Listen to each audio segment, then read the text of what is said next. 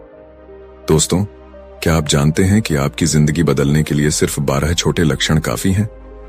अगर ये 12 लक्षण आपके अंदर पहले से हैं, तो यकीन मानिए आप बेहद बुद्धिमान हैं और कोई आपको बेवकूफ नहीं बना सकता। लेकिन अगर ये लक्षण आपके पास नहीं है, तो चिंता मत कीजिए।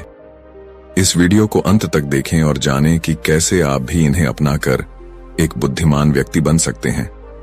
कहते हैं, बुद्धि बाजार में नहीं बिकती, और ये बात 100% सच है। अगर बुद्धि बिकने वाली चीज होती तो इस दुनिया के सबसे अमीर लोग इसे खरीद लेते। लेकिन ध्यान रखिए, धन से बुद्धि नहीं खरीदी जा सकती, पर बुद्धि से धन जरूर कमाया जा सकता है। तो आइए आज इस वीडियो में जानते हैं उन 12 अद्भुत लक्षणों के बारे में जो आपको एक सच्चा बुद्धिमान व्यक्ति बना सकते हैं। लेकिन उससे पहले अपने अंदर धैर्य जगाइए, क्योंकि इस 10 मिनट के सफर के बाद आप खुद को पहले से बेहतर और बुद्धिमान महसूस करेंगे। बहुत समय पहले की बात है, एक बार एक गुरु अपने आश्रम में शिष्यों को प्रवचन दे रहे थे। वह उन्हें समझा रहे थे कि बुद्धि जीवन का सबसे महत्वपूर्ण गुण है। उन्होंने कहा, जो व्यक्ति बुद्धिमान होता है वह हर कठिनाई का सामना डटकर करता है। कठिन से कठिन परिस्थितियां भी उसे विचलित नहीं कर पाती। वहीं मूर्ख व्यक्ति थोड़ी सी मुश्किल आते ही घबरा जाता है और हार मान बैठता है। गुरु ने समझाया, मूर्खता केवल एक कमजोरी नहीं है, यह एक ऐसा जाल है जिसमें संसार आपको फंसाकर आपका फायदा उठाता है। लेकिन बुद्धिमान व्यक्ति कभी किसी के झांसे में नहीं आता। तो दोस्तों, अब समय आ गया है कि हम जानें, क्या आप इन 12 लक्षणों को अपनाकर बुद्धिमान बन सकते हैं? आइए शुरुआत करें और खुद को बेहतर बनाएं। वीडियो शुरू करने से पहले अगर आप चैनल पर नए हैं तो सिद्धार्थ 2x को सब्सक्राइब जरूर करें और इस वीडियो को लाइक करें। आपकी एक छोटी सी मदद हमें और भी प्रेरित करेगी। चलिए बढ़ते हैं आगे। दोस्तों, यह दुनिया बहुत मतलबी और स्वार्थी है। जो लोग बुद्धिमान नहीं होते उनका लोग आसानी से फायदा उठा लेते हैं। इसीलिए हर किसी को बुद्धिमान बनने की कोशिश करनी चाहिए। अगर आप धोखे, झूठे प्रेम या दूसरों के हाथों इस्तेमाल होने से बचना चाहते हैं, तो बुद्धिमानी ही आपका सबसे बड़ा हथियार है। अगर आप मूर्ख बने रहे तो यह दुनिया आपको कभी आगे बढ़ने नहीं देगी। जो मनुष्य सुंदर तो है लेकिन बुद्धिहीन है, उसकी सुंदरता व्यर्थ है। उसे यह भी नहीं पता होता कि वह अपनी सुंदरता का उपयोग कैसे करे। सोने की कीमत कितनी होती है यह हर किसी को पता होता है, लेकिन अगर आप उसकी कीमत समझने में असमर्थ हैं तो वह सोना आपके लिए किसी पत्थर से कम नहीं। मूर्ख लोग सोने और पत्थर में अंतर नहीं कर पाते, जबकि बुद्धिमान व्यक्ति जानता है कि सोना कितना मूल्यवान है। यही बुद्धि का महत्व है। गुरु की बातें सुनकर एक शिष्य ने उठकर उनसे पूछा, गुरुदेव, हमें कैसे पता चलेगा कि हम मूर्ख हैं या बुद्धिमान? ये सुनकर गुरु मुस्कुराए और बोले, बेटा, आज मैं तुम्हें बुद्धिमान व्यक्तियों के 12 लक्षणों के बारे में बताऊंगा। अगर ये लक्षण तुम्हारे भीतर हैं तो तुम बुद्धिमान हो, और अगर ये नहीं है तो इन्हें अपनाकर तुम बुद्धिमान बन सकते हो। इसके बाद गुरु ने पहले लक्षण के बारे में बताया, बुद्धिमान व्यक्ति हमेशा कुछ नया सीखते रहते हैं। कोई भी व्यक्ति अपनी मां के गर्भ से सब कुछ सीख कर नहीं आता। उसे इस संसार में जन्म लेने के बाद ही ज्ञान अर्जित करना पड़ता है। दोस्तों, जो व्यक्ति अपने जीवन में लगातार सीखता रहता है वह कभी हारता नहीं, क्योंकि जीवन में सीखी गई कोई भी चीज व्यर्थ नहीं जाती। हर सीख का अपना एक अलग महत्व होता है। इसीलिए जब भी हमें कुछ नया सीखने का मौका मिले उसे अपनाएं। यह जरूरी नहीं कि नई बातें हम सिर्फ स्कूल, कॉलेज या गुरुकुल से ही सीखें। जीवन का हर पल, हर व्यक्ति और हर अनुभव हमें कुछ सिखा सकता है। आपको यह जानकर आश्चर्य होगा कि हम एक भिखारी से भी बहुत कुछ सीख सकते हैं। जैसे वह अपने धैर्य और परिस्थिति के अनुरूप जीने का तरीका अपनाता है, इसी तरह सफल लोगों से उनकी कामयाबी का रहस्य सीख सकते हैं। कैसे उन्होंने अपने लक्ष्य को पाने के लिए मेहनत की और किन तरीकों का इस्तेमाल किया। वहीं असफल लोगों से भी सीखना उतना ही जरूरी है। उनसे हम यह समझ सकते हैं कि उन्होंने क्या गलतियां की जो उन्हें सफलता नहीं मिल पाई। उन गलतियों से सबक लेकर हम वही गलतियां दोहराने से बच सकते हैं।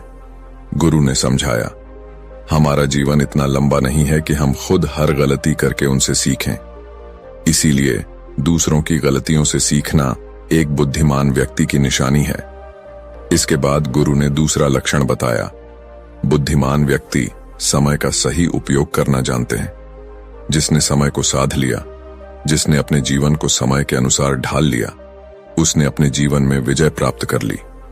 गुरु ने आगे कहा, समय सबसे कीमती संपत्ति है। जो इसे बर्बाद करता है वह अपने जीवन के साथ अन्याय करता है। अगर कोई व्यक्ति सही तरीके से जीने का मंत्र समझ ले तो वह जान जाता है कि समय एक अमूल्य संपत्ति है। समय की अहमियत हमें जीवन में सफलता की ओर बढ़ने का मार्ग दिखाती है। एक बार यदि समय हाथ से निकल गया तो वह कभी लौटकर नहीं आता। इस संसार में समय से अधिक मूल्यवान न तो धन है और न ही शक्ति, क्योंकि जब समय साथ नहीं देता तो ये सब चीजें किसी काम की नहीं रहती। हर किसी को जीवन में समान समय मिलता है, लेकिन हर व्यक्ति इसका सही उपयोग नहीं कर पाता। समय हमारे जीवन का सबसे महत्वपूर्ण हिस्सा है और इसके बिना जीवन की कल्पना करना भी असंभव है। यदि समय ठहर जाए तो पूरी प्रकृति की गति थम जाएगी। बुद्धिमान लोग अलग अलग काम नहीं करते, बल्कि वे वही काम अलग तरीके से करते हैं। वे अपने समय के हर क्षण का उपयोग महत्वपूर्ण कार्यों में करते हैं। दुनिया में असफलता का मुख्य कारण यह है कि लोग सही समय पर सही काम नहीं करते। अगर आप अपने जीवन में कुछ बनना चाहते हैं तो सबसे पहले अपना लक्ष्य तय करें और समय का सही इस्तेमाल करते हुए उस पर काम करें। समय का महत्व हर जीव जंतु और मनुष्य के लिए समान है। यह एकमात्र ऐसी चीज है जिसे यदि खो दिया जाए तो इसे किसी भी कीमत पर वापस नहीं पाया जा सकता। इसलिए सभी को समय की कीमत समझनी चाहिए और इसका सदुपयोग करना चाहिए। यह सच है कि समय सफलता की कुंजी है, लेकिन हमारी सफलता इस पर निर्भर करती है कि हम अपने समय का उपयोग किस प्रकार कर रहे हैं। समय बिना रुके अपनी गति से चलता रहता है। चाहे वह राजा हो या साधारण व्यक्ति, समय ने कभी किसी के लिए रुकना नहीं सीखा। हमें अपने जीवन में समय का महत्व समझते हुए इसे सही दिशा में उपयोग करना चाहिए। समय को व्यर्थ करना अपने जीवन को बर्बाद करने के समान है। फिर गुरु तीसरा लक्षण बताते हुए कहते हैं कि बुद्धिमान लोग अकेले रहना पसंद करते हैं, क्योंकि उन्हें यह समझ होती है कि अकेले रहना मूर्ख और नकारात्मक लोगों के बीच रहने से कहीं बेहतर है। अकेले रहने वालों में एक अलग ही तरह की खूबियां होती हैं। देखो बच्चों, हर इंसान में कुछ न कुछ खासियत जरूर होती है, लेकिन इन खूबियों का पता तभी चलता है जब वह अकेले में रहकर अपने साथ समय बिताता है। जो लोग हमेशा दूसरों के बीच घिरे रहते हैं, उन्हें अपनी खूबियों का अंदाजा नहीं हो पाता, क्योंकि वे दूसरों को देखकर उनके जैसे बनने की कोशिश करते हैं। लेकिन जो व्यक्ति अकेला रहता है वह किसी के प्रभाव में नहीं आता और वही करता है जो उसे सही लगता है। अकेले रहने वाला व्यक्ति अपने निर्णय खुद लेता है, जबकि भीड़ में रहने वाले लोग दूसरों से पूछ पूछ कर निर्णय लेते हैं, जो कि अक्सर गलत भी हो सकते हैं। जब हम किसी से सलाह लेते हैं तो हमारे सामने कई तरह की बातें आती हैं, जिनसे कभी कभी हमारे मन में नकारात्मकता आ जाती है। जैसे, इस व्यक्ति में तो यह खूबी है, मेरे अंदर क्यों नहीं है, या इसने यह काम कर लिया, मैं क्यों नहीं कर पाया। और यही सोच हमारे मन को दुखी कर देती है। इसके विपरीत जो व्यक्ति अकेला रहता है वह अपने निर्णयों से संतुष्ट रहता है, क्योंकि उसे यह बताने वाला कोई नहीं होता कि उसे क्या करना चाहिए या नहीं करना चाहिए। अकेले रहने वाला व्यक्ति अपने बारे में अच्छी तरह जान पाता है और अपने काम को पूरी लगन और मन से करता है, क्योंकि उसे भटकाने वाला उसके आसपास कोई नहीं होता। ऐसे व्यक्ति किसी भी काम के लिए दूसरों पर निर्भर नहीं रहते। वे अपने काम स्वयं करते हैं, जिससे उनके सभी काम समय पर पूरे हो जाते हैं। उन्हें यह भली भांति समझ होती है कि यह दुनिया स्वार्थी है।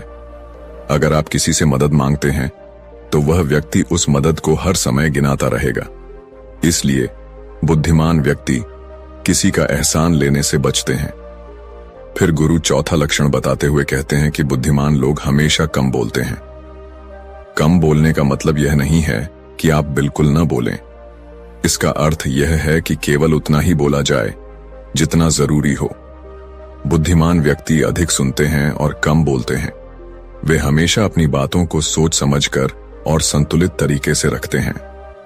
गुरु चौथे लक्षण को विस्तार से समझाते हुए कहते हैं कि बुद्धिमान लोग केवल उतना ही बोलते हैं जितना आवश्यक होता है। वे चुपचाप बैठकर सामने वाले की बातों को ध्यान से सुनते हैं और फिर सोच समझकर उसका उत्तर देते हैं।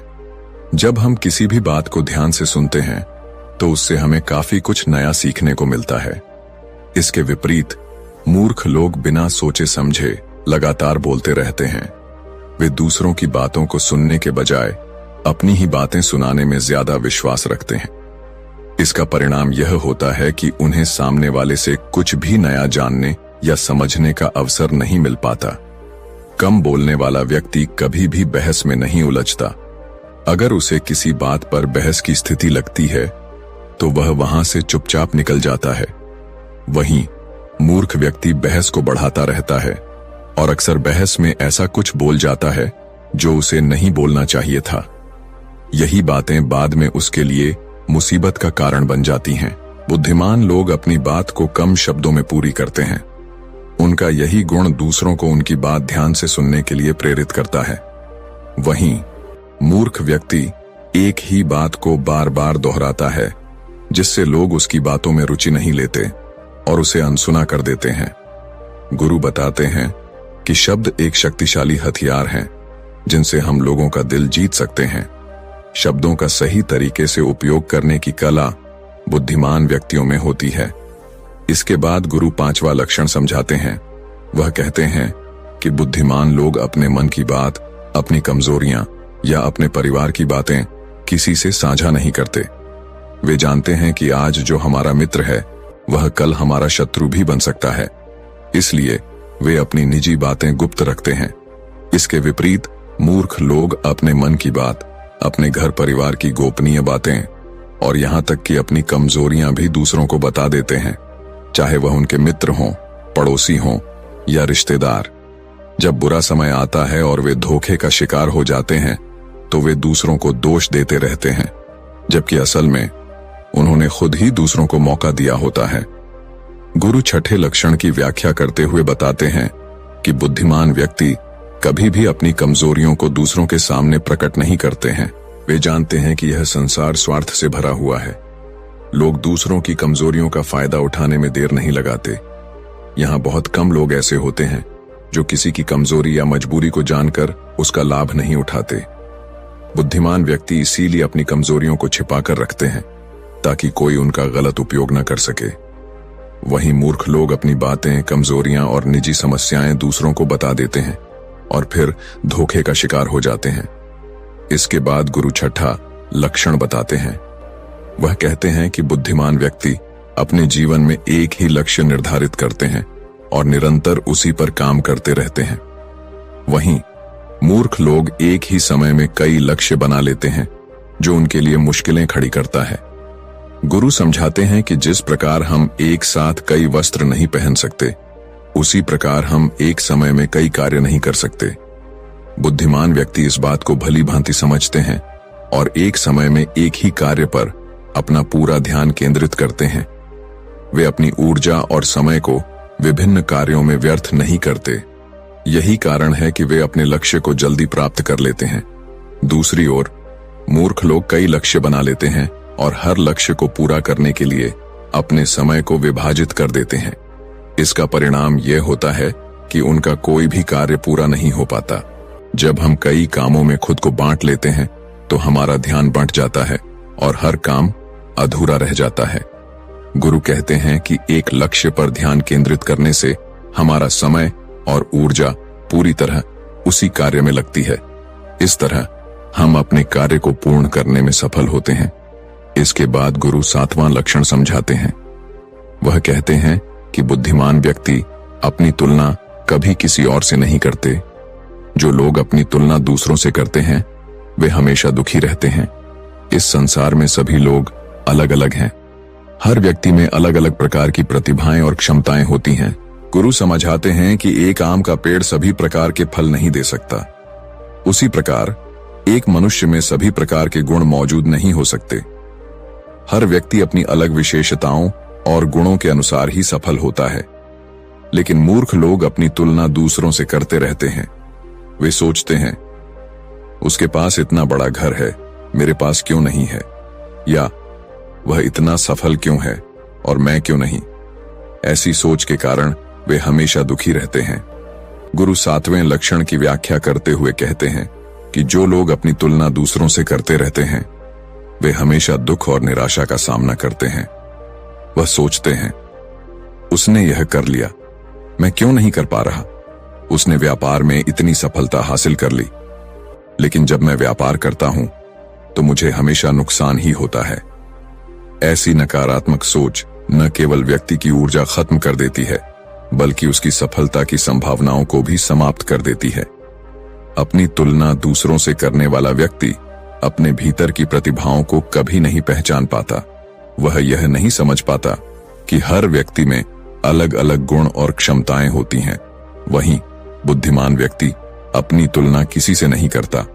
वह दूसरों की सफलता देखकर दुखी नहीं होता, बल्कि उनसे प्रेरणा लेकर अपनी क्षमताओं को पहचानता है और अपनी मेहनत से सफल बनता है।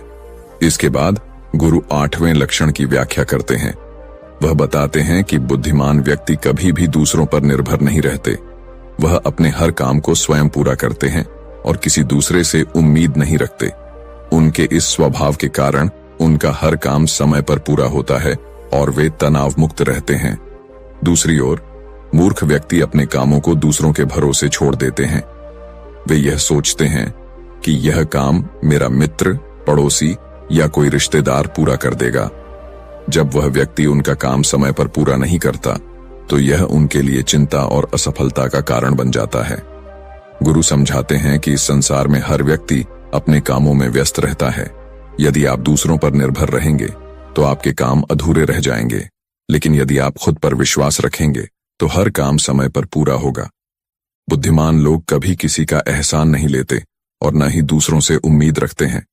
उनकी सफलता का सबसे बड़ा कारण यही है कि वे अपने हर काम को खुद ही पूरा करते हैं। इसके बाद गुरु 9वें लक्षण पर प्रकाश डालते हैं। वह कहते हैं कि बुद्धिमान व्यक्ति हमेशा तनाव, क्रोध और चिंता से दूर रहते हैं।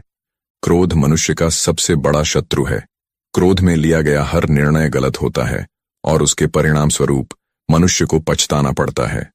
गुरु समझाते हैं कि क्रोध के समय मनुष्य अपनी समझदारी खो देता है और ऐसा काम कर बैठता है जो उसके लिए जीवन भर पछतावे का कारण बन जाता है। इसीलिए बुद्धिमान व्यक्ति हमेशा अपने क्रोध पर नियंत्रण रखते हैं। वे छोटी छोटी बातों पर क्रोधित नहीं होते और न ही अपने क्रोध को अपने कार्यों और संबंधों पर हावी होने देते हैं। इसके साथ ही बुद्धिमान व्यक्ति अतीत की परेशानियों या भविष्य की चिंताओं में समय बर्बाद नहीं करते। वे वर्तमान में जीते हैं और अपने कर्म पर ध्यान केंद्रित करते हैं। वे मानते हैं कि बिना वजह की चिंता और तनाव से केवल समय और ऊर्जा की बर्बादी होती है। गुरु समझाते हैं कि बुद्धिमान व्यक्ति वर्तमान में रहकर अपने जीवन का आनंद लेते हैं और हर परिस्थिति में शांत और संतुलित रहते हैं। यही गुण उन्हें जीवन में सफल और सुखी बनाता है।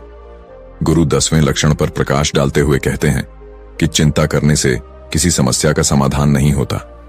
जो होना था वह हो चुका है और जो होना है वह होकर ही रहेगा।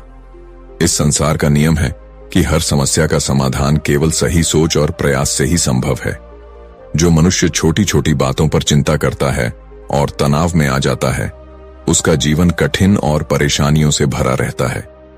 मूर्ख लोग हमेशा अतीत की गलतियों और भविष्य की अनिश्चितताओं के बारे में सोचते रहते हैं। इसके कारण वे अपने वर्तमान को नजरअंदाज कर देते हैं। धीरे धीरे यह चिंता उनके जीवन को नष्ट कर देती है और उनकी खुशियों को खत्म कर देती है। गुरु समझाते हैं कि बुद्धिमान व्यक्ति इन चीजों से परे रहकर वर्तमान में जीता है और अपने कर्म पर ध्यान देता है। इसके बाद गुरु 11वें लक्षण की व्याख्या करते हुए कहते हैं कि बुद्धिमान व्यक्ति कभी भी किसी पर आंख मूंद कर विश्वास नहीं करते। वे हर बात को अपनी बुद्धि के बल पर जांचते परखते हैं। सत्य की तह तक पहुंचकर ही वे किसी पर भरोसा करते हैं। चाहे सामने वाला कितना भी मीठा बोलने की कोशिश करे या धोखा देने के लिए चालें चले, बुद्धिमान व्यक्ति तब तक उसकी बातों पर विश्वास नहीं करता जब तक कि वह अपनी बुद्धि और तर्क से सत्य को नहीं परख लेता। वह कथनी और करनी में समानता की तलाश करता है। बुद्धिमान लोग केवल तथ्यों और सबूतों पर विश्वास करते हैं। वे अपनी आंखों से देखी और कानों से सुनी हुई बातों पर ही यकीन करते हैं। यही कारण है कि उन्हें कोई भी आसानी से धोखा नहीं दे सकता। दूसरी ओर मूर्ख व्यक्ति बिना सोचे समझे दूसरों की बातों पर भरोसा कर लेते हैं। इस आदत के कारण कोई भी उन्हें मूर्ख बना देता है, उनका फायदा उठा लेता है या उन्हें गलत काम करने के लिए उकसा देता है। गुरु समझाते हैं कि यही मूर्खता का लक्षण है जिससे बचने की आवश्यकता है। इसके बाद गुरु 12वें लक्षण की व्याख्या करते हुए कहते हैं कि बुद्धिमान व्यक्ति आलस्य और टाल मटोल को अपने जीवन का सबसे बड़ा शत्रु मानते हैं। वे जानते हैं कि आलस्य सफलता का सबसे बड़ा बाधक है, इसलिए वे इस आदत से हमेशा दूर रहते हैं और अपने काम को समय पर पूरा करते हैं। गुरु बताते हैं कि काम को टालने की आदत एक मानसिक बीमारी की तरह है जो व्यक्ति की प्रगति को रोक देती है। मूर्ख लोग हमेशा अपने काम को कल पर टालते रहते हैं, लेकिन उनका कल कभी नहीं आता। इस आदत के कारण उनकी आधी जिंदगी बर्बाद हो जाती है और जब तक उन्हें अपनी गलती का एहसास होता है तब तक बहुत देर हो चुकी होती है। गुरु 13वें लक्षण की चर्चा करते हुए कहते हैं कि बुद्धिमान व्यक्ति असफलता से घबराते नहीं। वे अपनी असफलता को अपना सबसे बड़ा हथियार बनाते हैं। वे अपनी गलतियों से सीखते हैं और फिर दोगुनी मेहनत के साथ अपने कार्य में लग जाते हैं। वहीं मूर्ख व्यक्ति असफलता से डरकर प्रयास करना छोड़ देते हैं और अपने जीवन को निराशा में बर्बाद कर देते हैं। गुरु समझाते हैं कि असफलता केवल सीखने का एक अवसर है और इसे सकारात्मक रूप से स्वीकार करना चाहिए। गुरु के ये उपदेश स्पष्ट करते हैं कि जीवन को सफल बनाने के लिए बुद्धिमानी, मेहनत और धैर्य की आवश्यकता है। मूर्खता, आलस्य और चिंता से बचकर ही जीवन में सच्ची प्रगति हो सकती है। गुरु बताते हैं कि बुद्धिमान व्यक्ति कभी भी अतीत में मिली हुई सफलताओं के सहारे नहीं जीते और न ही उनका लगातार गुणगान करते हैं। उन्हें यह पूरी तरह से समझ में आता है कि बीता हुआ कल और भविष्य में वे वही प्राप्त करेंगे जिसके लिए वे आज मेहनत करेंगे। असफलताएं भले ही उन्हें थोड़ी देर के लिए दुखी कर दें, लेकिन उन्हें कभी भी विचलित नहीं कर सकती।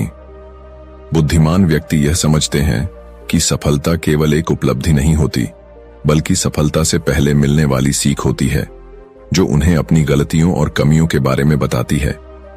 यही सीख उन्हें बेहतर बनाने का अवसर देती है।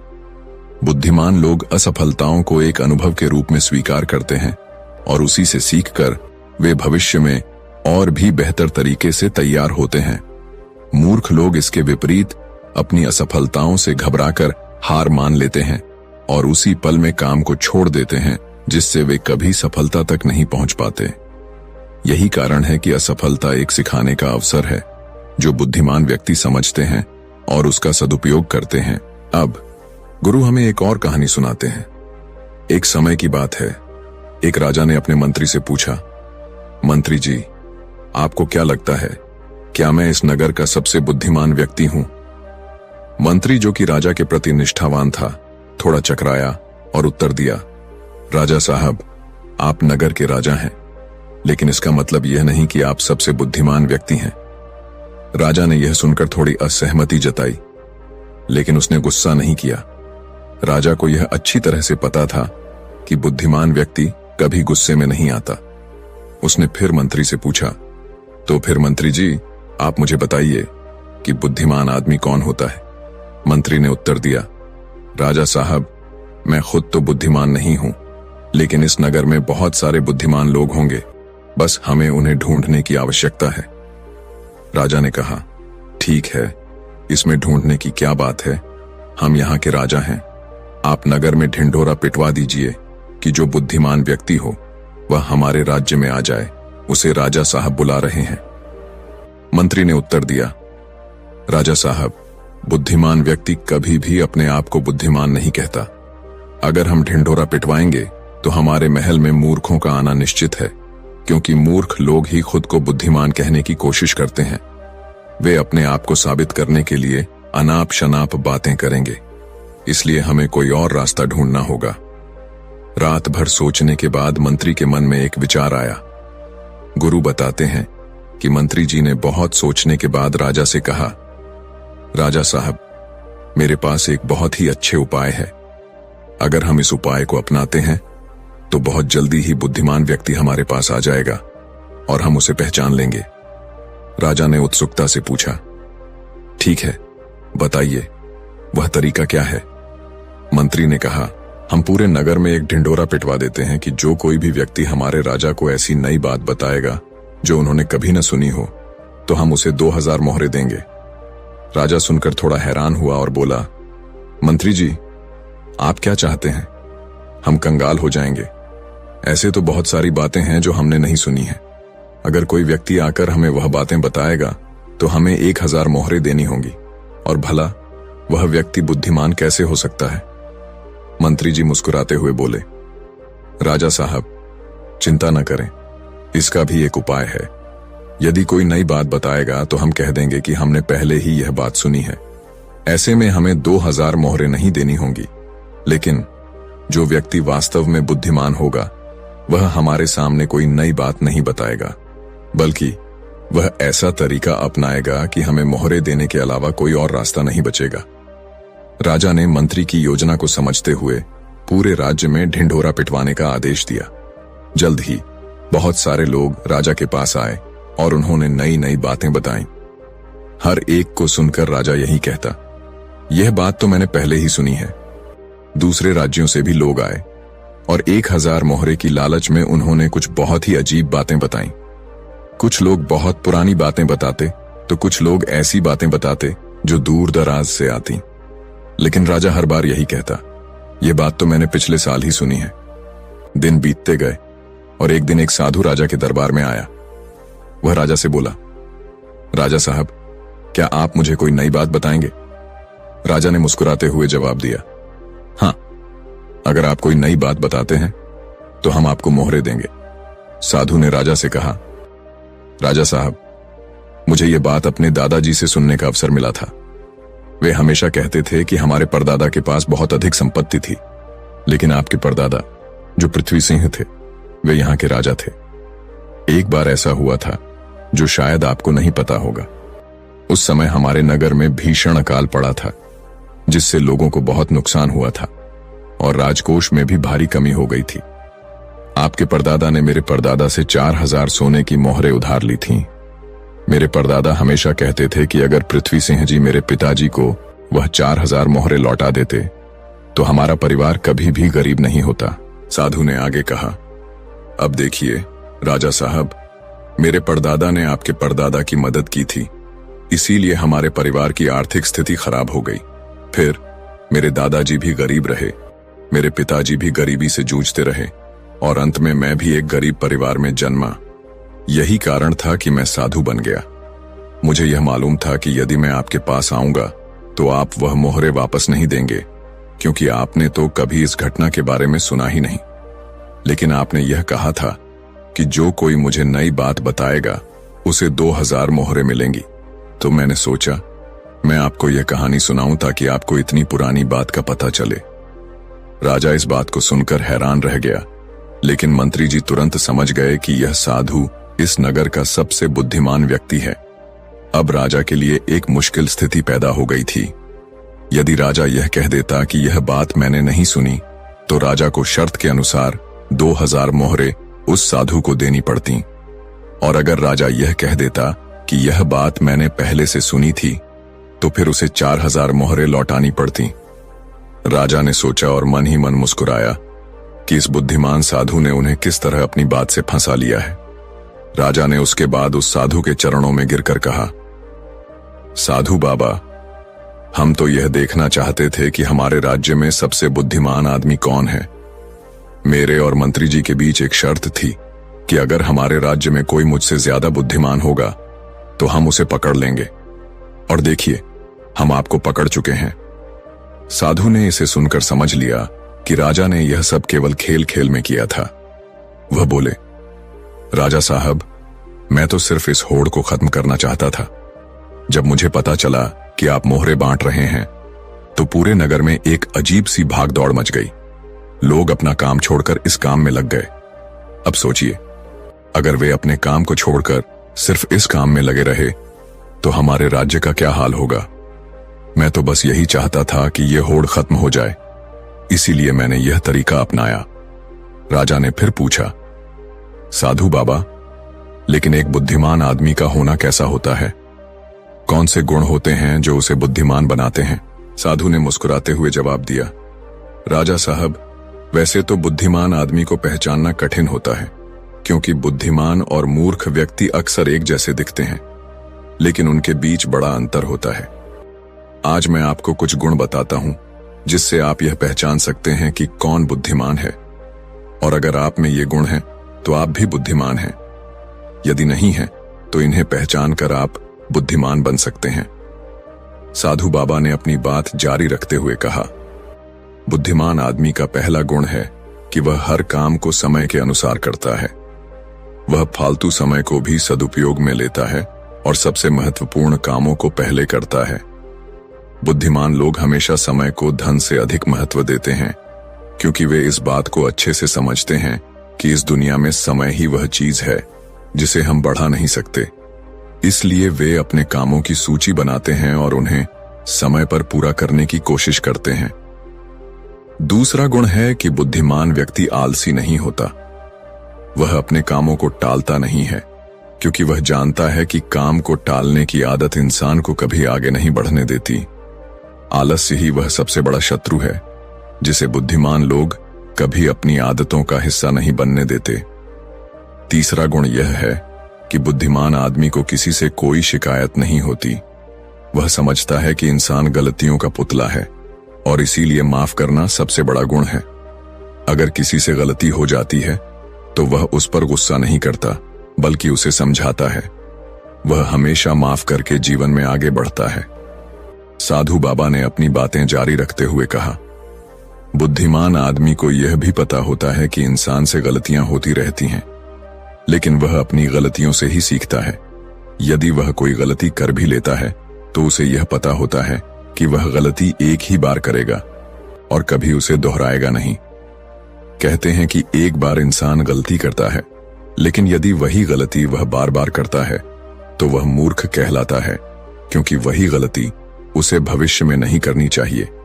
बुद्धिमान व्यक्ति अपनी गलतियों से सीखता है और उन्हें फिर से नहीं दोहराता। साधु बाबा ने राजा को समझाया, बुद्धिमान आदमी का तीसरा गुण यह है कि वह कभी गुस्से में या ज्यादा खुशी में कोई निर्णय नहीं लेता। उसे यह समझ में आता है कि गुस्से में लिया गया निर्णय कभी लाभकारी नहीं होता, क्योंकि गुस्से में हमारा दिमाग काम करना बंद कर देता है। उसी तरह अत्यधिक खुशी में लिया गया निर्णय भी गलत हो सकता है, क्योंकि उस वक्त हम उत्तेजना में रहते हैं और जो निर्णय लेते हैं वह पछतावे का कारण बनते हैं। इसलिए बुद्धिमान व्यक्ति शांतिपूर्वक सोचता है और फिर निर्णय लेता है। वह दोनों पक्षों, सही और गलत, फायदा और नुकसान को अच्छे से समझता है और फिर ही कोई कदम उठाता है। साधु बाबा ने आगे कहा, चौथा गुण है कि बुद्धिमान आदमी कभी भी अपने मन की बातें दूसरों से नहीं करता।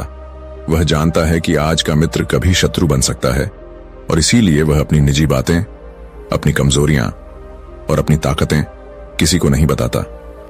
हालांकि अधिकांश लोग अपनी निजी बातें और घर की बातें दूसरों से शेयर कर देते हैं और फिर उन्हीं बातों की वजह से उन्हें धोखा और नुकसान उठाना पड़ता है।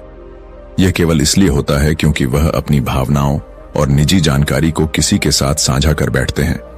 लेकिन बुद्धिमान आदमी ऐसा नहीं करता, क्योंकि उसे यह समझ आता है कि घर के भेद या व्यक्तिगत बातें दूसरों से शेयर करने से केवल हमें ही नुकसान होगा। साधु बाबा ने मुस्कुराते हुए कहा, इसलिए बुद्धिमान आदमी अपनी बातों को छुपाकर रखता है और केवल वही बातें साझा करता है जो सार्वजनिक रूप से जरूरी हैं। वह समझता है कि इससे उसका नुकसान नहीं होगा और वह हमेशा सुरक्षित रहेगा।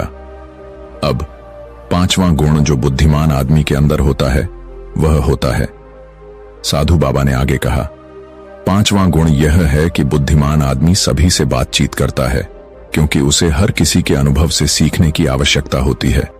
वह समझता है कि किसी भी क्षेत्र का सफल व्यक्ति कुछ ही मिनटों में उन्हें वह बातें बता सकता है जिन्हें सीखने में दूसरों को सालों लग जाते हैं, वह सफलता के साथ साथ असफलताओं से भी सीखता है।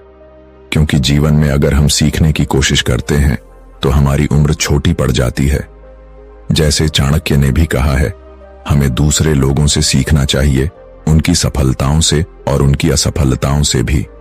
यही बुद्धिमान आदमी का तरीका होता है, वह हमेशा कुछ नया सीखता रहता है। साधु बाबा ने आगे कहा, छठा गुण यह है कि जब बुद्धिमान आदमी कोई कार्य शुरू करता है तो वह तब तक किसी को नहीं बताता जब तक कार्य पूरा नहीं हो जाता।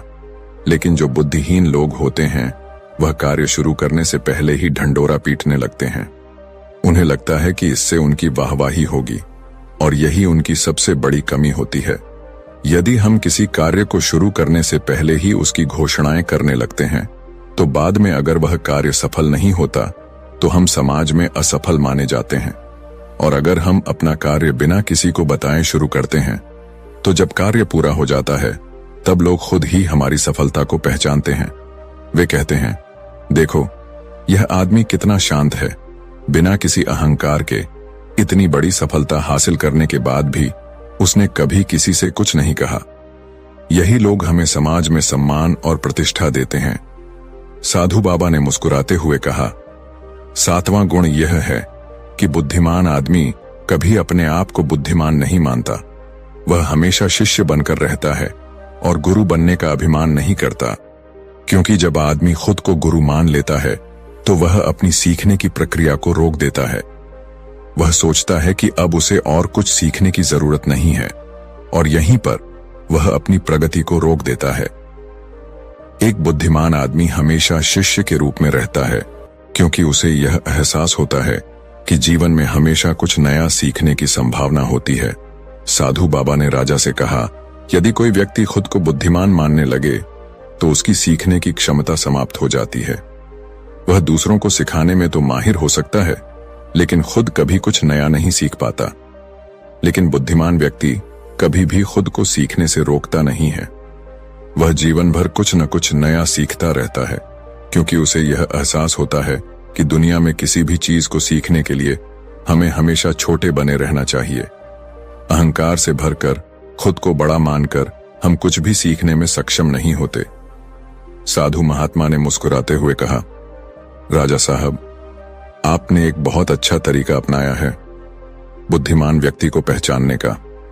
अगर आप सीधे लोगों को यह बता देते कि हमारे राज्य में बुद्धिमान व्यक्ति आकर हमें सिखाए तो बहुत सारे मूर्ख लोग आ जाते, क्योंकि बुद्धिमान व्यक्ति कभी खुद को बुद्धिमान नहीं मानता और न ही वह दूसरों से यह कहता है। यही उसकी सबसे बड़ी विशेषता होती है। आठवां गुण जो बुद्धिमान व्यक्ति में होता है वह यह है कि वह अपने हर काम को ध्यान के रूप में करता है। वह जानता है कि इस दुनिया में हम कुछ भी संग्रहित नहीं कर सकते, क्योंकि मौत के बाद कुछ भी हमारे साथ नहीं जाएगा। यही कारण है कि वह ध्यान और आध्यात्मिकता को ज्यादा महत्व देता है। वह ऐसा तरीका अपनाता है जिससे उसका हर कार्य ध्यान बन जाए। हमने इस पर पहले ही एक वीडियो बनाई है, आप उसे देख सकते हैं। वीडियो का लिंक आपको डिस्क्रिप्शन में मिल जाएगा। साधु बाबा ने आगे कहा, नौवां गुण यह है कि बुद्धिमान व्यक्ति कभी जल्दी उत्तेजित नहीं होता, चाहे परिस्थितियां कैसी भी हों। वह स्थिर और शांत रहता है, और यही उसकी सबसे बड़ी बुद्धिमानी होती है। आम लोग छोटी सी खुशी पर उत्तेजित हो जाते हैं या थोड़ी सी परेशानी में दुखी हो जाते हैं, लेकिन बुद्धिमान व्यक्ति जानता है कि समय हमेशा बदलता रहता है। वह खुशियों में भी संतुलित रहता है और दुखों में भी खुद को संभाल कर चलता है। साधु बाबा ने अपनी बात पूरी करते हुए कहा, समय की यही आदत है, यही उसकी फितरत है। समय कभी भी बदल सकता है। अच्छा समय बुरा हो सकता है और बुरा समय अच्छा भी बन सकता है। इसलिए बुद्धिमान व्यक्ति दोनों पहलुओं को सोचकर आगे बढ़ता है। वह इन दोनों पहलुओं से बाहर निकलकर उन पर विचार करता है, जिससे वह किसी भी स्थिति में संतुलित रह पाता है। साधु बाबा की बातों से राजा को बहुत कुछ सीखने को मिला। राजा ने सोचा कि हमें हमेशा समय को समझकर और अपनी स्थिति को सही ढंग से परख कर ही आगे बढ़ना चाहिए। दोस्तों, आपको यह कहानी कैसी लगी? कृपया कमेंट सेक्शन में अपनी राय जरूर साझा करें। अगर आपको यह कहानी पसंद आई हो तो इस चैनल को सब्सक्राइब जरूर करें और हमें यह भी बताएं कि आप किस विषय पर अगली कहानी सुनना चाहेंगे। तो मिलते हैं अगले एपिसोड में। तब तक के लिए अपना ध्यान रखें और अगर कहानी पसंद आई हो तो कमेंट में नमो बुद्धाय जरूर लिखें। और हाँ, आप भी अनपढ़ नहीं हैं, पढ़े लिखे हैं, तो वीडियो को लाइक करके इस तरह के कंटेंट को सपोर्ट करें। धन्यवाद। आज हम आपको एक ऐसी कहानी सुनाने जा रहे हैं जो न सिर्फ आपके जीवन को बदल सकती है बल्कि आपको सच्ची सफलता की राह भी दिखा सकती है। यह कहानी उस व्यक्ति की है जिसने अपनी मेहनत और 4 महत्वपूर्ण सिद्धांतों के जरिए न सिर्फ अपने जीवन को समृद्ध किया बल्कि बिजनेस की दुनिया में एक मिसाल कायम की। क्या आप भी चाहते हैं कि आप भी उसी रास्ते पर चलें और तेज बुद्धिमान दिमाग के मालिक बने? अगर हां, तो इस कहानी को ध्यान से सुनिए क्योंकि यह आपके जीवन को पूरी तरह से बदलने की शक्ति रखती है। बहुत समय पहले की बात है, एक छोटे से नगर में एक बहुत ही धनी सेठ रहा करता था। उस सेठ के पास सब कुछ था, धन, संपत्ति, सम्मान और एक सफल व्यापार। लेकिन उसकी सफलता के पीछे 4 ऐसे सिद्धांत थे जिनका पालन उसने दिन प्रतिदिन किया था। इन्हीं सिद्धांतों ने उसकी जिंदगी को इतना बेहतरीन बना दिया था। वह हर जगह सफलता की मिसाल बना था। जहां भी वह जाता, व्यापार में सफलता सुनिश्चित थी। यह व्यक्ति कभी भी हारता नहीं था क्योंकि उसके पास वह 4 रहस्यमयी बातें थीं जिनका पालन करने से उसने अपने जीवन में हर कठिनाई को पार किया था। हालांकि अब वह सेठ काफी बूढ़ा हो चुका था और उसे महसूस होने लगा था कि उसकी मृत्यु करीब आ चुकी है। वह जानता था कि उसके बाद उसका व्यवसाय और संपत्ति उसके बेटे को सौंपनी है, लेकिन उसे यह भी पता था कि उसका बेटा बहुत भोला और नादान है। तो वह सेठ अपने बेटे से क्या कहना चाहता था और वह 4 बातें क्या थीं जो उसकी सफलता का राज थीं? जानने के लिए इस कहानी को अंत तक देखिए। उसका बेटा अभी तक दुनिया की समझ से अनजान था, इसलिए उसने अपने पिता को पास बुलाया और कहा, पिताजी, मुझे दुनिया की सच्चाई समझाइए। फिर उस धनी सेठ ने अपने बेटे को प्यार से समझाते हुए कहा, बेटा, मेरे जीवन में सफलता पाने के लिए मैंने 4 महत्वपूर्ण सिद्धांतों का पालन किया था। इन सिद्धांतों ने ही मुझे जीवन में हर कठिनाई को पार करने की शक्ति दी और मुझे वह सब कुछ दिया जो आज मेरे पास है। इन सिद्धांतों का अनुसरण करके मैं अपने जीवन को संतुष्ट और समृद्ध बना सका। आज मैं इस नगर का सबसे धनी व्यक्ति हूं, लेकिन मेरी सबसे बड़ी खुशी यही है कि मैं संतुष्ट हूं और शांतिपूर्वक जीवन जी रहा हूं। मुझे कभी किसी चीज की कमी नहीं रही, न ही कभी मुझे बीमारी ने परेशान किया। तुम देख ही रहे हो अब मैं कितना खुश हूं, लेकिन मैं चाहता हूं कि तुम मुझसे भी आगे बढ़ो। तुम एक और बड़ी पहचान बनाओ, तुम भी समृद्धि प्राप्त करो, लोग तुम्हें जाने, तुम्हारा नाम हो, क्योंकि तुम्हारा समय कुछ और है और हमारा समय कुछ और था। धनवान सेठ ने अपने बेटे को करीब बुलाया और कहा, बेटा, अब मैं तुम्हें वह 4 बातें बताने जा रहा हूं जिन्हें मैंने अपने पिताजी से सीखा था और इनका पालन करते हुए ही मैं यहां तक पहुंचा। यदि तुम इन 4 बातों को अपने जीवन में उतारोगे तो तुम्हारा जीवन भी सफलता से भरा होगा। पहली बात, काम पर छांव में जाना और छांव में लौटना। दूसरी बात, अपने घर के चारों ओर चमड़े की बांट लगाना। तीसरी बात, हमेशा खाने को मीठा करके खाना। चौथी बात, अपनी पत्नी को हमेशा बांध कर रखना। इतना कहकर वह धनवान सेठ अपने बेटे को समझा गया और शांति से यह जानता था कि उसका बेटा इन बातों को गंभीरता से मानेगा और अपने जीवन में लागू करेगा। दोस्तों, मुझे उम्मीद है कि आप इस कहानी में खोकर अभी तक वीडियो को लाइक और चैनल को सब्सक्राइब करना नहीं भूले होंगे। कहानी में आगे बढ़ते हुए उस सेठ का बेटा पिता की बातों को अपने जीवन में पूरी तरह से उतारने की सोचने लगा। कुछ महीनों बाद धनवान सेठ का निधन हो गया। बाद सेठ का बेटा उन 4 बातों को एक कागज पर लिखकर अपने जीवन में उतारने लगा। पहली बात, काम पर छांव में जाना को उसने सबसे पहले लागू किया। उसने अपने घर से लेकर दुकान तक पूरे रास्ते पर एक बड़ा टेंट लगवा दिया। अब जब भी कोई उससे पूछता कि उसने ऐसा क्यों किया, तो वह बस इतना ही कहता, मेरे पिताजी ने मुझे यही करने को कहा था। धनवान सेठ का बेटा अब अपने पिता की दी हुई सलाहों को अपने तरीके से समझने लगा। जैसे ही उसने अपने पिता की दूसरी सलाह को लागू किया, उसने अपने घर के दोनों ओर चमड़े की एक दीवार खड़ी करवा दी। इसे देखकर आसपास के लोग काफी गुस्से में आ गए और कई लोगों ने तो यह तक कह दिया, तुमने यह चमड़े की दीवार क्यों लगवाई? इससे बदबू आती है और हमें परेशानी होती है, इसे तुरंत हटा दो। लेकिन धनवान सेठ के बेटे के पास पर्याप्त पैसा था और कोई भी उसे ज्यादा समय तक विरोध नहीं कर सका। वह जानता था कि उसे अपने पिता की बातों का पालन करना है, तो उसने इसे अनदेखा कर दिया। फिर उसने तीसरी सलाह को भी माना, हमेशा खाने को मीठा करके खाना। इसके बाद वह अपनी पत्नी से रोज मीठा खाना बनवाता था, कभी सेवियां, कभी हलवा, कभी मिठाइयां। रोज कुछ न कुछ मीठा खाना उसकी आदत बन गई। लेकिन चौथी बात, अपनी पत्नी को हमेशा बांध कर रखना, वह भी पूरी तरह से लागू करने लगा। वह अपनी पत्नी को रस्सी से बांध कर रखता था। धीरे धीरे यह सब उसे खुद के लिए सही लगता गया। कुछ महीनों के बाद उसका जीवन पूरी तरह से बदलने लगा। जिस तरह से उसने अपने पिता की बातों को गलत समझा और उनका पालन किया, वैसा ही उसके जीवन में घटित होने लगा। उसका व्यापार अब रुकने लगा था। ग्राहक कम हो गए थे क्योंकि अब वह दुकान पर सिर्फ तब जाता था जब उसका मन करता था। काम में मन नहीं लगने के कारण ग्राहकों का विश्वास भी टूटने लगा और वे एक एक करके उसकी दुकान छोड़ने लगे। कुछ ही महीनों में वह व्यापार जो उसके पिता ने मेहनत और ईमानदारी से खड़ा किया था, अब पूरी तरह से बर्बाद हो गया था। उसकी स्थिति बिगड़ने लगी। अब उसके पास पैसे भी कम थे। उसने अपने घर के चारों ओर चमड़े की दीवार लगवाकर आसपास के लोगों को भी परेशान कर दिया था। घर के आसपास की बदबू फैलने के कारण लोग वहां आना भी पसंद नहीं करते थे। रिश्तेदार और दोस्त भी उसके घर आने से कतराने लगे। अब उसकी सेहत भी बिगड़ने लगी थी। वह हमेशा मीठा खाता रहता था, जिससे उसका वजन बहुत बढ़ चुका था और शरीर में कई बीमारियां समा गई थीं। उसका स्वास्थ्य अब ठीक नहीं रहता था और वह दिन प्रतिदिन परेशान होने लगा। चौथी सलाह, अपनी पत्नी को हमेशा बांध कर रखना भी उसकी शादी को मुश्किल बना चुकी थी। उसकी पत्नी उससे नाराज हो गई और घर छोड़कर अपने मायके चली गई।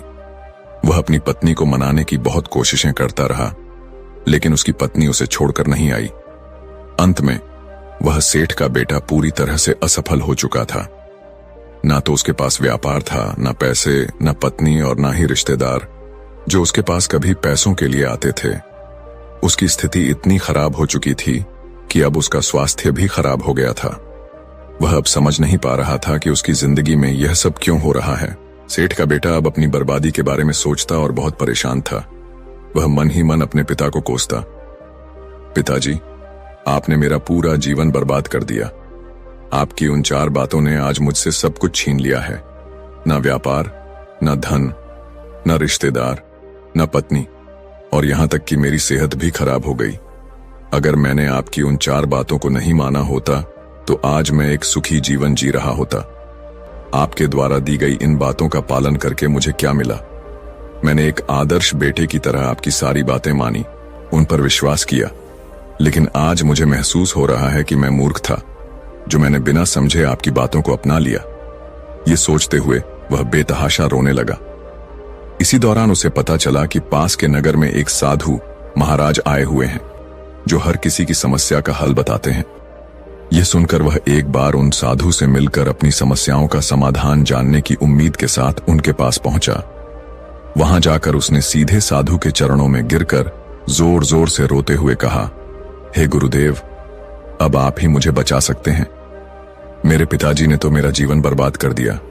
आज मेरी जो भी हालत है वह सब मेरे पिताजी की वजह से है। उन्होंने मुझे हमेशा अच्छे बेटे की तरह अपनी बातें मानने की सलाह दी और मैंने उनका पालन किया। लेकिन देखिए, पिताजी ने मुझे क्या सिखाया। वह मेरे जीवन को इस कदर बर्बाद कर गए कि मुझे अब इसका खामियाजा भुगतना पड़ रहा है। मैंने उनकी हर बात को अपनी जिंदगी में उतारा, लेकिन आज देखिए क्या हो गया। मैं नहीं समझ पा रहा हूं कि पिताजी ने मुझे ऐसा क्यों किया। क्या मैंने उनके साथ कुछ गलत किया था? इतना कहकर वह सेठ का बेटा और भी जोर जोर से रोने लगा। साधु महाराज ने उसे शांत किया और कहा, बेटा चुप हो जाओ, पहले मुझे तो बताओ तुम्हारे साथ हुआ क्या है? तुम क्यों रो रहे हो और तुम्हारी परेशानी का कारण क्या है? साधु की बात सुनकर सेठ का बेटा अपने पिताजी की मृत्यु के बाद लिखी हुई एक पर्ची निकालकर साधु के हाथ में रख दी। उस पर्ची में उसके पिता की चारों बातें लिखी हुई थीं। साधु महाराज ने पर्ची पढ़ी और फिर जोर जोर से हंसने लगे। उन्होंने कहा, तुम कितने बड़े मूर्ख हो। तुम्हारे पिताजी ने तुम्हें दुनिया का सारा ज्ञान दे दिया, लेकिन तुम उसे समझ नहीं पाए। तुमने उसका सही तरह से पालन नहीं किया और अब कह रहे हो कि तुम्हारे पिताजी ने तुम्हें गलत राह दिखाई।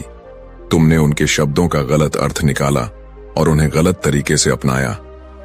साधु महाराज ने सेठ के बेटे को समझाया, तुम्हारे पिताजी ने तुम्हें जो कहा था कि काम पर छांव में जाना और छांव में आना, इसका असली मतलब यह है कि तुम सूर्योदय से पहले ही अपनी दुकान पर पहुंचो और सूर्यास्त के बाद ही घर लौटो। इससे तुम अपनी दुकान पर अधिक समय बिता सकोगे, अपने काम को अच्छे से समझ पाओगे और उसे सही तरह से कर सकोगे। इसका उद्देश्य था कि तुम अपने काम में पूरी तरह से जुट सको और उसमें तरक्की कर सको। लेकिन तुमने इसका गलत मतलब निकाला। तुमने तो घर से दुकान तक एक ऐसा तंबू लगवा लिया जिससे तुम छांव में आ सको और छांव में जा सको। क्या तुम्हें अब नहीं समझ में आता कि तुम्हारे पिताजी ने जो कहा वह असल में क्या था? यह सुनकर सेठ का बेटा जोर जोर से रोने लगा और बोला, हे गुरुवर, यह सब मेरी गलती थी। मैंने अपने पिता की बातों का गलत मतलब निकाला और अब मैं पूरी तरह से बर्बाद हो चुका हूं। मेरे पिताजी ने मुझे इतना मूल्यवान ज्ञान दिया, लेकिन मैं उस हीरे को पत्थर समझ बैठा।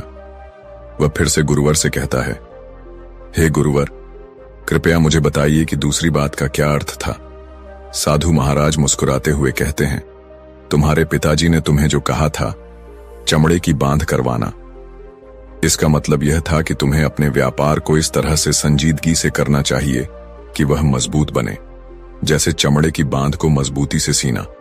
तुम्हें अपने व्यवसाय में मेहनत और समर्पण से काम करना चाहिए ताकि वह सच्चे तरीके से बढ़े और स्थिर रहे।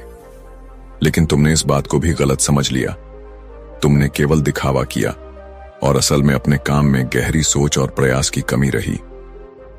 साधु महाराज ने सेठ के बेटे से कहा, तुम्हारे पिताजी ने तुम्हें जो कहा था कि अपने घर में कुत्ता या बिल्ली पालो, इसका असली मतलब यह था कि तुम्हें अपने घर में एक ऐसा रक्षक रखना चाहिए जो तुम्हारी संपत्ति की रक्षा करे। कुत्ता या बिल्ली को पालने से घर के चारों ओर सुरक्षा बढ़ती है, जिससे तुम्हें अपने धन और संपत्ति को लेकर कोई चिंता नहीं रहती। तुम बेफिक्र होकर दुकान के काम पर ध्यान दे पाओगे और तरक्की कर सकोगे। इसके अलावा तुम्हें कभी यह डर नहीं रहेगा कि कोई चोर आकर तुम्हारी संपत्ति चुरा ले जाएगा। लेकिन तुमने इस बात का अर्थ कुछ और ही निकाला। तुमने घर की दीवारों को चमड़े से भरवा लिया, जिससे घर के चारों ओर गंदी बदबू फैल गई। इस बदबू के कारण न केवल तुम्हारे पड़ोसी बल्कि तुम्हारे मित्र और रिश्तेदार भी तुम्हारे घर आने से कतराने लगे। अब हालात यह हैं कि तुम्हारा घर किसी के लिए आकर्षण का केंद्र नहीं रहा। लोग तुम्हें नापसंद करने लगे और यह भी तुम्हारी बर्बादी का कारण बन गया। यह सुनकर सेठ का बेटा कहता है, हे गुरुवर, यह सब तो ठीक है, लेकिन खाने को मीठा करके खाना का क्या? क्या मैंने इसका अर्थ भी गलत समझ लिया? मैंने तो हमेशा अपने पिता की बातों का पालन किया और रोज मीठा खाया। अब देखिए, मेरा शरीर कितना वजनदार हो गया है और मुझे कई बीमारियां घेर चुकी हैं। क्या मैं इस बात को भी गलत समझ रहा था? साधु मुस्कुराते हुए कहते हैं, हां, तुमने इस बात का भी गलत मतलब निकाला है। खाने को मीठा करके खाना का वास्तविक अर्थ यह था कि तुम्हें जब बहुत भूख लगे तभी भोजन करना चाहिए, न पहले न बाद में। अगर तुम बिना भूख के भोजन करते हो तो तुम उस भोजन की कदर नहीं कर पाओगे, चाहे वह कितना भी स्वादिष्ट क्यों ना हो। जब किसी को जोर से भूख लगती है तो सूखी रोटी भी उसे अमृत के समान लगती है। वह रोटी उसे प्रेम पूर्वक खाता है, उसका सम्मान करता है और वह उसे मीठा लगता है।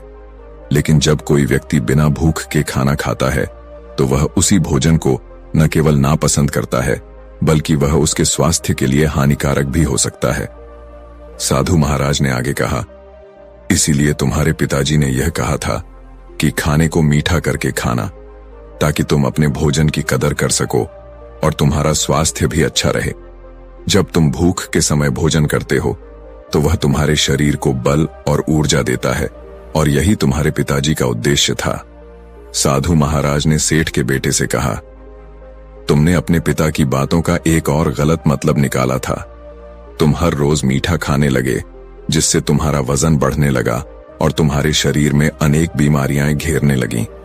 यह स्थिति तुम्हें मृत्यु के करीब ले जा रही थी।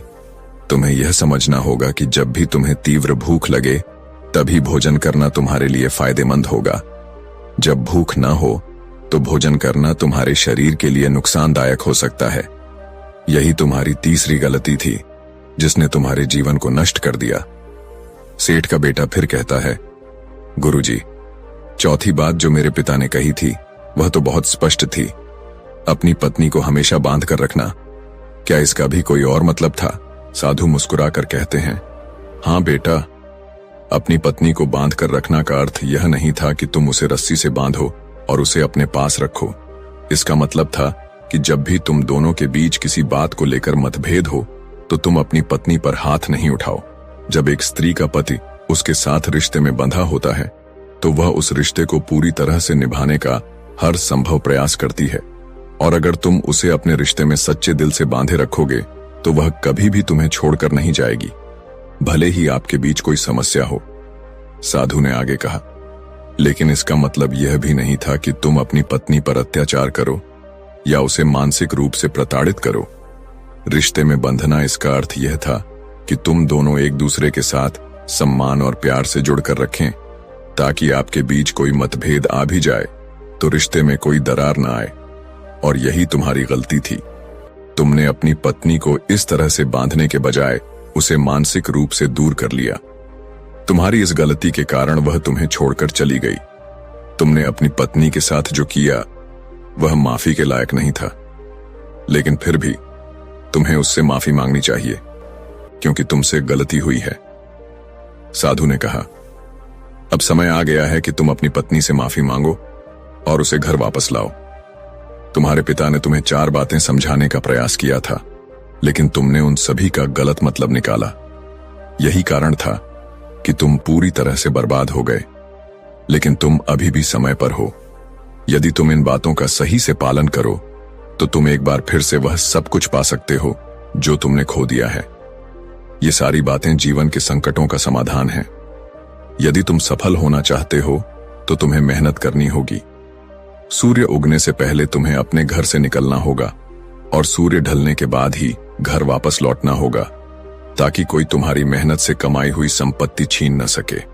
तुम्हें अपने रिश्तों को इस प्रकार निभाना होगा कि वे तुम्हारे लिए परेशानी का कारण न बने, और हमेशा अपने स्वास्थ्य का ध्यान रखते हुए जब तुम्हें भूख लगे तभी अच्छे और स्वास्थ्यवर्धक भोजन का सेवन करना होगा, ताकि तुम्हारी हर सांस का मूल्य समझ सको। साधु ने कहा, तुम्हें अपने रिश्तों को हमेशा अच्छे से बांध कर रखना चाहिए। उन्हें खुला मत छोड़ना, क्योंकि वे हाथ से फिसल सकते हैं। इसके साथ ही अपने घर में हमेशा कुत्ता या बिल्ली जरूर पालना, ताकि तुम्हारा धन हमेशा सुरक्षित रहे। इन सभी बातों को अपने जीवन में लागू करने के बाद तुम फिर से वह सब कुछ पा सकते हो जो तुमने खो दिया था। हो सकता है तुम इससे भी अधिक सफलता और समृद्धि प्राप्त कर सको। इससे तुम्हारा जीवन खुशहाल और सुखमय हो सकता है। साधु के शब्दों को सुनकर सेठ का बेटा अब पूरी तरह से समझ चुका था। उसने उन गुरु को प्रणाम किया और घर लौट आया। उसने उन 4 महत्वपूर्ण बातों को अपने जीवन में उतारा और उनका सही तरीके से पालन करना शुरू किया। धीरे धीरे उसकी जिंदगी में सकारात्मक बदलाव आने लगे।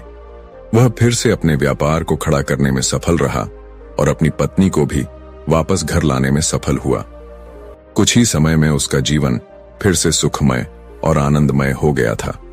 अब हम बात करेंगे उन 4 लक्षणों के बारे में जिन्हें अपनाने से कोई भी व्यक्ति उच्च स्तर का बुद्धिमान बन सकता है। बुद्ध के अनुसार ऐसे व्यक्ति संसार में बहुत दुर्लभ होते हैं, जिनसे विवाह करने वाली स्त्री को अत्यधिक भाग्य मिलता है और जिनसे संतान होती है उनके माता पिता भी धन्य होते हैं। समस्त मित्रगण और परिवार भी उन पर गर्व महसूस करते हैं। जिस कुल में ऐसा व्यक्ति जन्म लेता है वह परिवार अपने सभी पापों से मुक्त हो जाता है और परिवार का उद्धार होता है। यदि आप इनमें से एक भी लक्षण रखते हैं तो आप एक महात्मा हैं और आपके आसपास के सभी लोग उन्नति की ओर बढ़ेंगे। महात्मा विदुर ने इन लक्षणों के बारे में कहा है। वह अपने समय के सबसे बुद्धिमान और प्रामाणिक पुरुष थे, जिनका व्यक्तित्व बहुत ही सम्मानीय था। विदुर जी ने कहा, जो व्यक्ति बुद्धिमान होता है वह सामने वाले के स्वास्थ्य का ख्याल रखता है और झूठ बोलने पर भी वह बिना संकोच उसकी मदद करता है। हालांकि स्वार्थी लोग यह सोचते हैं कि उन्होंने बुद्धिमान व्यक्ति को झूठ बोलकर मूर्ख बना लिया है, लेकिन यह सच्चाई नहीं है। साधु ने इसके बाद आगे बताया, महात्मा विदुर के अनुसार वह व्यक्ति जो दूसरों की मदद करता है और बिना स्वार्थ के जीवन जीता है, वही असली बुद्धिमान होता है। इस तरह के व्यक्ति का हर कोई सम्मान करता है और उनके साथ रहने से जीवन में सच्ची समृद्धि और शांति आती है। महात्मा लोग दूसरों के मन की गहराई को जानते हैं। वे यह समझते हैं कि किसी के मन में उनके प्रति द्वेष की भावना भी हो सकती है, फिर भी वे बिना संकोच किए उन पर उपकार करते हैं। वे स्वार्थी लोगों की प्रशंसा या झूठी बातों से प्रसन्न नहीं होते, बल्कि उनकी मूर्खता को नादानी समझकर उन पर उपकार करते हैं। भगवान श्री राम का उदाहरण देते हुए साधु ने कहा, श्री राम ने अपने पुत्र के प्रति अपनी मातृभक्ति को समझा था और फिर भी वह राज्य के लिए अपनी माता के स्वार्थ का विरोध कर सकते थे, लेकिन उन्होंने अपनी महानता दिखाई और राज्य का त्याग कर दिया। अब हम दूसरे लक्षण की ओर बढ़ते हैं। यह है दूसरों के पापों को जानकर भी उनकी निंदा न करना। महात्मा विदुर कहते हैं, जो व्यक्ति दूसरों के पापों को जानकर भी उनकी निंदा नहीं करता, वह सबसे बड़ा ज्ञानी है। वह किसी के द्वारा किए गए गलत कामों का आलोचनात्मक रूप से उल्लेख नहीं करता और न ही दूसरों के गुप्त रहस्यों को उजागर करता है। ज्ञानी जन कभी भी दूसरों के अतीत के आधार पर उनके वर्तमान को आंकते नहीं हैं। यदि कोई व्यक्ति अपने पापों के लिए शर्मिंदा है या प्रायश्चित कर रहा है, तो उसके पापों को उजागर करना या उसे अपमानित करना ज्ञानी लोगों का लक्षण नहीं है। तीसरे लक्षण की ओर बढ़ते हैं, जो है श्रेष्ठ कार्य करके उनका प्रचार न करना। महात्मा बुद्ध कहते हैं, ज्ञानी लोग श्रेष्ठ और कल्याणकारी कार्य करते हैं, लेकिन वे अपने किए गए कार्यों का प्रचार नहीं करते और न ही उनसे प्राप्त प्रशंसा की कोई अपेक्षा रखते हैं। ऐसे लोग अपने श्रेष्ठ कार्यों से प्रसन्न होते हैं, न कि लोगों से मिलने वाली प्रशंसा से। कुछ लोग दान और धर्म के कार्यों में खुशी नहीं पाते जब तक कि लोग उनकी प्रशंसा न करें। उनका उद्देश्य श्रेष्ठ कार्य करना नहीं होता, बल्कि उनकी इच्छा केवल प्रशंसा प्राप्त करने की होती है। लेकिन ज्ञानी जन उन प्रशंसा के भूखे नहीं होते। महात्मा विदुर के अनुसार जो लोग बिना किसी व्यक्तिगत लाभ की इच्छा के अच्छे कार्य करते हैं और जो दूसरों के पापों को छुपाकर उनके प्रति उपकार करते हैं, वही सच्चे महात्मा होते हैं। इन गुणों को अपनाकर कोई भी व्यक्ति अपने जीवन में वास्तविक बुद्धिमत्ता और शांति प्राप्त कर सकता है। इन तीन लक्षणों को समझकर हम अपने जीवन को सही दिशा में आगे बढ़ा सकते हैं। इन्हें अपनाने से हम न केवल अपने लिए बल्कि अपने आसपास के लोगों के लिए भी एक सकारात्मक वातावरण बना सकते हैं। महात्मा लोग हमेशा संसार के कल्याण की कामना करते हैं। उनका जीवन केवल खुद के लिए नहीं, बल्कि सभी के भले के लिए समर्पित होता है। अब चौथे लक्षण की बात करते हैं, जो है किसी भी वस्तु को तुच्छ न समझना। महात्मा विदुर के अनुसार महान लोग कभी किसी व्यक्ति या वस्तु को तुच्छ नहीं समझते, चाहे वह ऊंची जाति का हो या छोटी जाति का, पुत्र हो या कन्या, कोई साधारण व्यक्ति हो या कोई सम्मानित व्यक्ति। वे हमेशा सभी को समान दृष्टि से देखते हैं और उनका सम्मान करते हैं। उनके लिए सभी व्यक्ति समान होते हैं और वे सभी के कल्याण के लिए कार्य करते हैं। महात्मा विदुर कहते हैं, जो लोग किसी को हीन समझकर उसकी तिरस्कार नहीं करते, वही सच्चे ज्ञानी होते हैं। इन महान व्यक्तियों की दृष्टि में सभी बराबर होते हैं और वे सभी का सम्मान करते हैं। वे अपनी क्षमता का उपयोग केवल स्वयं के लिए नहीं करते, बल्कि वे दूसरों के भले के लिए भी कार्य करते हैं। तो दोस्तों, आपको यह वीडियो कैसी लगी? अगर आपको यह